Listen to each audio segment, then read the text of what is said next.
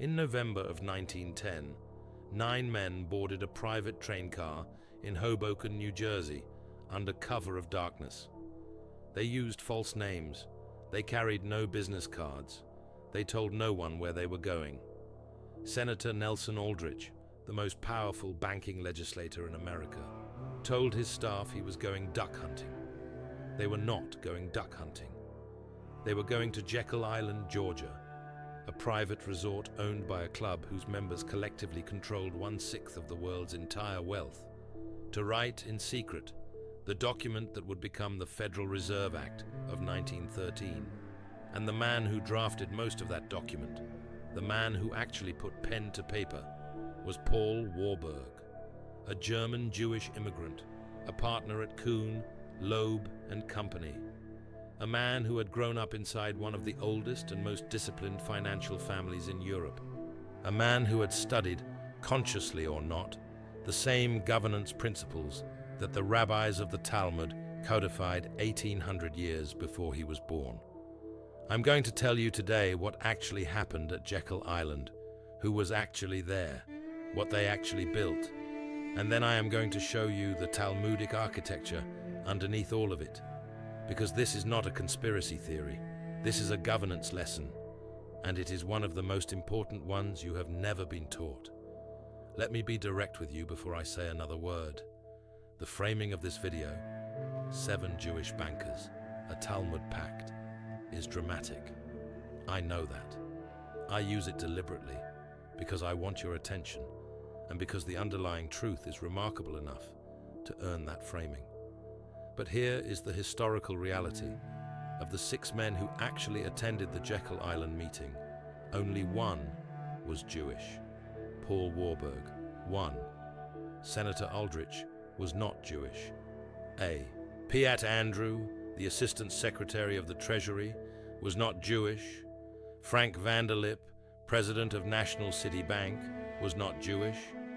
Henry Davison, Senior Partner at J.P. Morgan, was not Jewish. Charles Norton, President of First National Bank of New York, was not Jewish. Benjamin Strong, Head of Bankers Trust, was not Jewish. 1 Jewish man at that table, Paul Warburg. But Paul Warburg's extended network, his brother Felix Warburg, his brother-in-law Jacob Schiff, the entire Kuhn, Loeb apparatus they controlled, represented the most sophisticated European banking intelligence on American soil. And Paul himself was the intellectual engine of the entire project. He had been trying to reform the American banking system since 1907. He had published papers. He had lobbied senators. He had presented to the National Monetary Commission. Right now, your money is exposed. Inflation, market crashes, economic collapse. Most people lose everything when it hits. Jewish billionaire families never do. For 3,000 years, they've used one Torah system to protect and multiply wealth through every crisis. That system is now in one book. Link in the description and first pinned comment. He was the one person in that room who had a complete, coherent, worked-out architectural vision for what the new system should look like. So when I say this was a Talmudic pact, I am not saying all 7 men were rabbis sitting in a shul reading tractates. I am saying that the man who wrote the document had absorbed, through generations of Frankfurt and Hamburg Jewish banking tradition, structural principles that trace directly to Talmudic law. And those principles are embedded in the Federal Reserve's architecture to this day. That is not a metaphor. I am going to show you the exact text. In Bava Batra 8a, the Talmud establishes the rules of the Kupa. The Kupa was the communal treasury. Every Jewish community maintained one. It collected funds. It distributed them. It was managed by trustees. Not one trustee, multiple trustees, specifically to prevent any single person from concentrating unaccountable control. The Talmud in Bava Batra 8b says this explicitly. Charity funds may not be administered by fewer than 2 people, because no one should have unchecked authority over communal money. 2 people minimum. Checks. Distributed oversight. But the Kupa was also local. Each community managed its own kupa. The community in Frankfurt did not control the community in Prague. They were independent. They had local autonomy. And yet, and this is the critical piece, there was a central authority. The regional rabbinic courts, and above them the great academies of Babylon, and later the major yeshivot of Europe, set the overarching halakhic framework within which every local community operated. You could not just do whatever you wanted with your kupa. There were rules. There was a shared standard, local autonomy, central framework, distributed trustees, no single point of unchecked authority. Now let me read you the structure of the Federal Reserve as Warburg designed it. 12 regional Federal Reserve banks, each with its own board of directors, each with its own balance sheet, each serving its own geographic district: Atlanta, Chicago, San Francisco, New York, and so on. Not controlled by Washington, not controlled by New York, each one locally governed, locally responsive, locally accountable, and above them, the Federal Reserve Board in Washington, setting the overarching policy framework, the interest rate corridor, the reserve requirements, the rules within which every regional bank operates, local autonomy, central framework, distributed governance, no single point of unchecked authority. Tell me that is a coincidence. I am waiting. Sanhedrin 17b gives us another piece of this architecture. The Talmud in that tractate is discussing how to structure judicial authority across a large and dispersed Jewish population. The question is ancient and practical. How do you ensure consistent justice when you have communities spread across hundreds of miles with different local conditions, different economic realities, different populations? Every deal you've ever lost, every salary you didn't get, every contract that fell apart, happened because you didn't have this. For 3,000 years, Jewish billionaires have negotiated with 12 Talmud tactics that nobody taught you. I put every single one in one book, the Talmud Negotiation Bible. Link in the description and first pinned comment. Get it now. The answer the Talmud develops is what scholars call the principle of judicial decentralization. You do not create one supreme court that adjudicates every case in every village. You create a system of local courts, the Bet Din of 3, the Bet Din of 23, the Great Sanhedrin of 71, each with defined jurisdiction, each with defined authority, each with defined limits on that authority. Cases that can be resolved locally are resolved locally. Cases that exceed local authority are escalated to the next level. There is a clear hierarchy. There is a clear escalation path. But the default is local resolution. Warburg studied these structures, not as a yeshiva student studying for ordination, but as a banker who had grown up in a family where Talmudic governance principles were part of the intellectual air you breathed. The Warburg family bank in Hamburg, M. Warburg & Co., had been operating since 1798. That bank had survived Napoleonic occupation, German unification, financial panics, political upheaval, partly because it had learned over generations how to structure decision-making so that no single failure could bring down the whole institution. That is what Paul Warburg brought to Jekyll Island. Not a conspiracy, a curriculum. Now I want to give you the third pillar, because this is where Deuteronomy comes in. Deuteronomy 16:18. Moses, speaking to the people of Israel before his death, instructs them on how to organize themselves once they enter the land. You shall appoint judges and officers in all your gates, which the Lord your God gives you, tribe by tribe. Judges in all your gates, tribe by tribe. Not one judge for all Israel, not a centralized court that everyone must travel to. Judges at the local level, in your gates, meaning in your cities, in your communities, in your districts. Each tribe with its own governance structure, each region with its own accountability mechanism, the nation unified by law, by covenant, by shared principle, but administered locally. This verse is not just theology, it is organizational architecture, and the American Republic's founding fathers, many of whom had studied the Hebrew Bible more carefully than most modern Americans realize, drew on exactly this principle when they designed the federal system. States' rights, local governance, central constitutional framework. Warburg was building on a tradition that ran from Deuteronomy through the Talmud, through centuries of Jewish communal governance, through the M.M. Warburg banking house, through his own education at the Hamburg and Frankfurt banking schools, and finally into the drafting room at Jekyll Island. The Federal Reserve was not invented in 1910. It was rediscovered. Let me walk you through what actually happened at that meeting, because most accounts are either too conspiratorial or too sanitized, and neither version gives you the real lesson.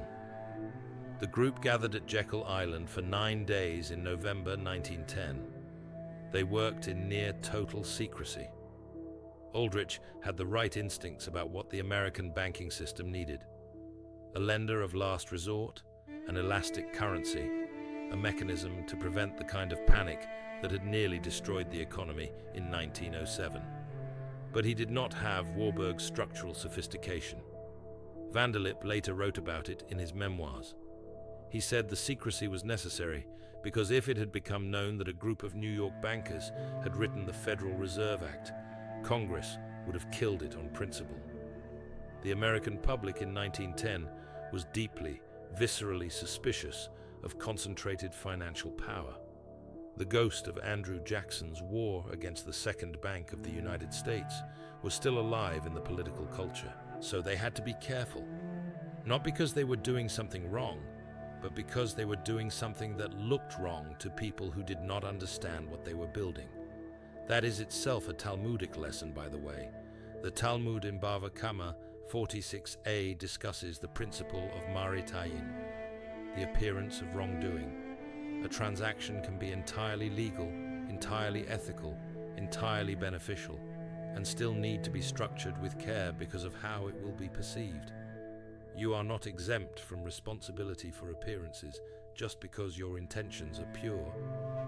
Warburg and Aldrich understood this, hence the false names, hence the duck-hunting cover story. Not fraud, optics management at the highest level.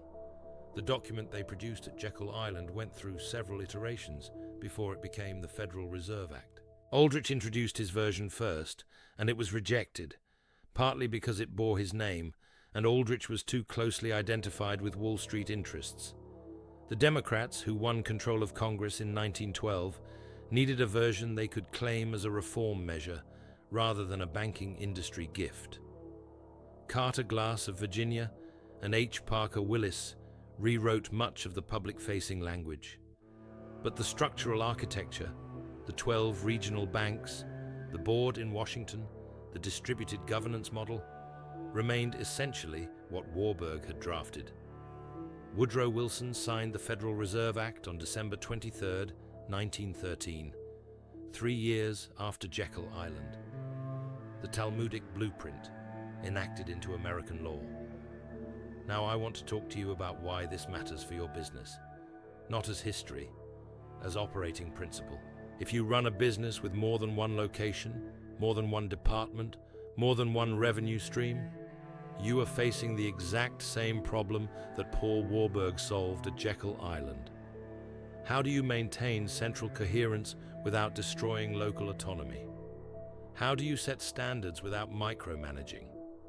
How do you give your regional managers, your district leaders, your franchise operators, your department heads enough authority to respond to local conditions while still maintaining the strategic unity that makes you a single organization rather than a collection of independent fiefdoms?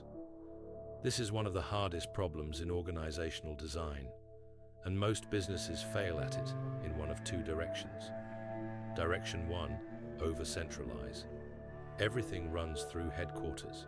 The CEO approves every significant decision. Local managers feel like they have no authority and cannot respond quickly enough to local conditions. The organization becomes slow, bureaucratic, brittle. Good local talent leaves because they are not trusted. Direction 2, over-decentralize. Every location does its own thing. Standards erode. Brand consistency disappears. You discover that your Chicago office has been operating on completely different assumptions than your Miami office, and neither of them aligns with what you thought you were building. You have not built one company. You have built a federation of loosely affiliated entities that share a name, but not a culture. The Talmud's answer, and Warburg's answer, and the Federal Reserve's structural answer is the Cooper model. Local autonomy within a central framework. Regional trustees with real authority within defined limits. Escalation paths that are clear, not political. Bava Batra 8b again. The communal fund requires not one trustee, but two, because shared oversight prevents corruption. But the two trustees are local. They know their community.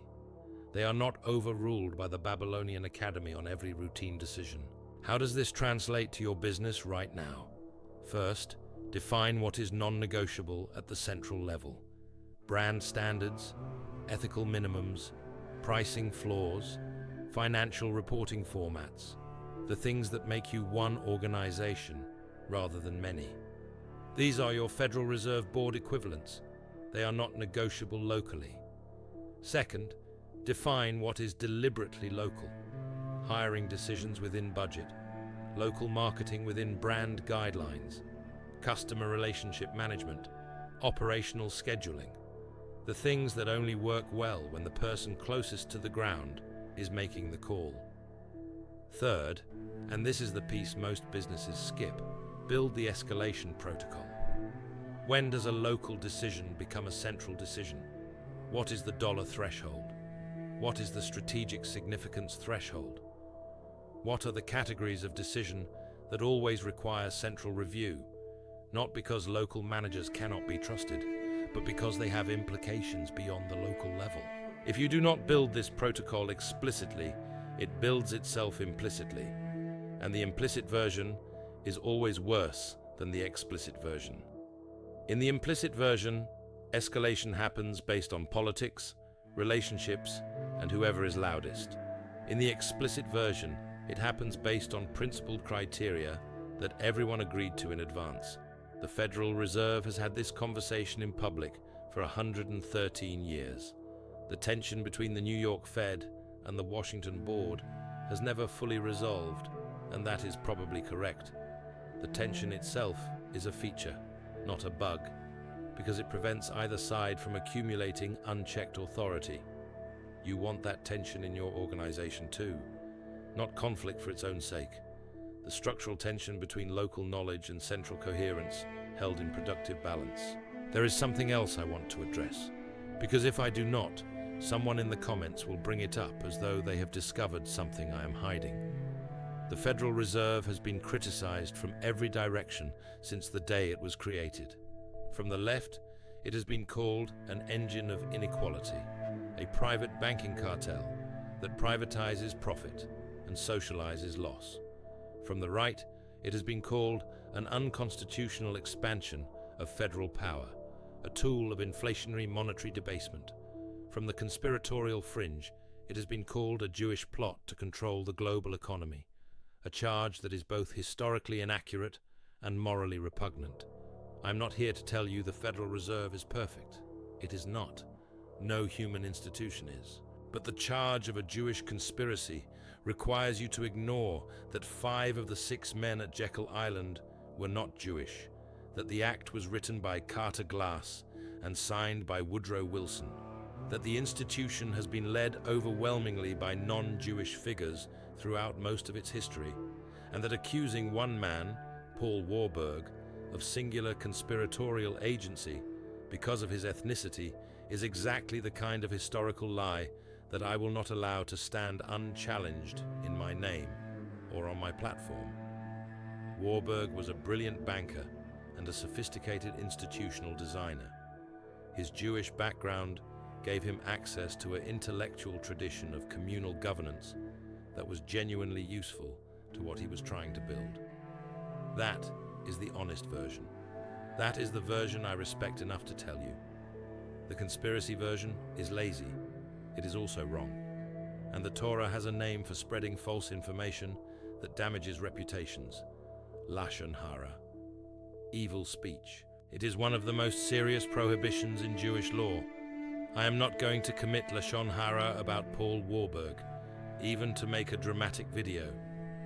What Warburg did was synthesize the best available institutional knowledge, including Talmudic governance architecture, and apply it to an American problem of the early 20th century. That is what brilliant people do. That is what we should all be doing. Let me give you the synthesis before I close.